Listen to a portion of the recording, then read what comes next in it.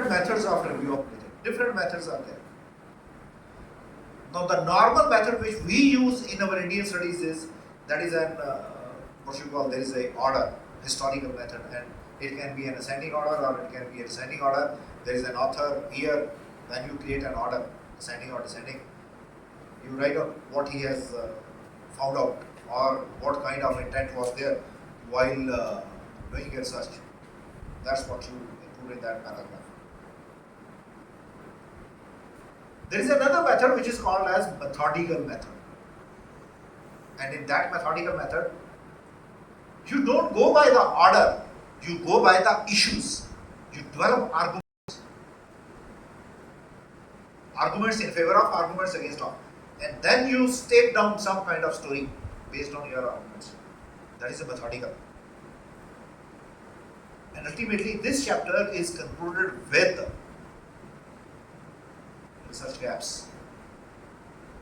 And please be mindful for it that whenever we develop research gaps, these research gaps are not that nobody did some kind of research on this topic. No, that is not a research gap. The research gap should focus on those thrust areas which will become a basis for your objectives of the study, which will give a logical justification for this topic. And what I found, we normally say that this kind of study has not been done earlier. Studies have been done. Maybe some variables which you are trying to do not have been studied earlier.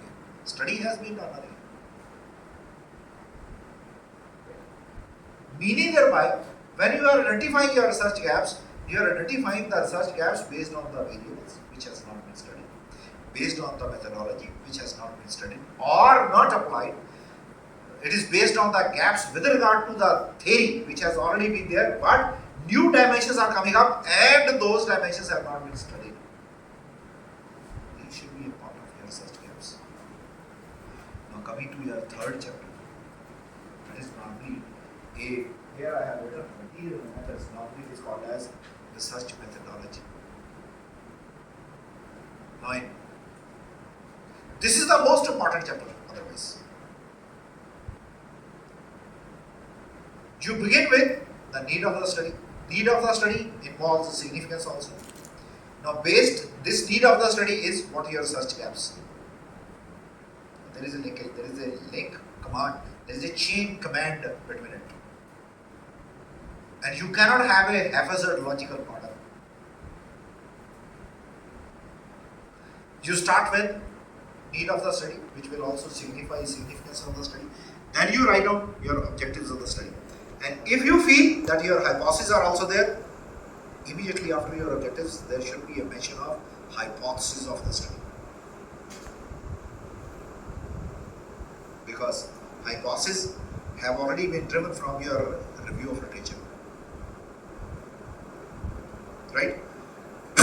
Now after this hypothesis, then you will write down scope of the study. Now people committed a mistake here. Normally people write down scope of the study before objectives of the study, which is wrong.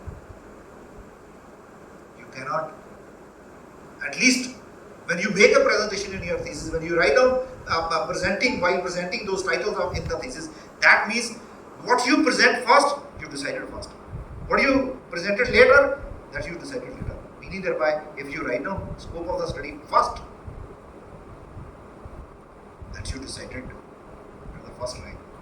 And when you write down objectives of the study later on, that means objectives of the study have been revised later on, which is again a wrong way of presenting the things. Normally in social sciences, you decide first of all what are the thrust areas, and then you decide what is the scope of, what is the research methodology. And that research methodology involves scope of the study, sampling size, sample size, sampling technique. Then you write down your research design, and then you come down for data collection, and then you come down to statistical techniques used.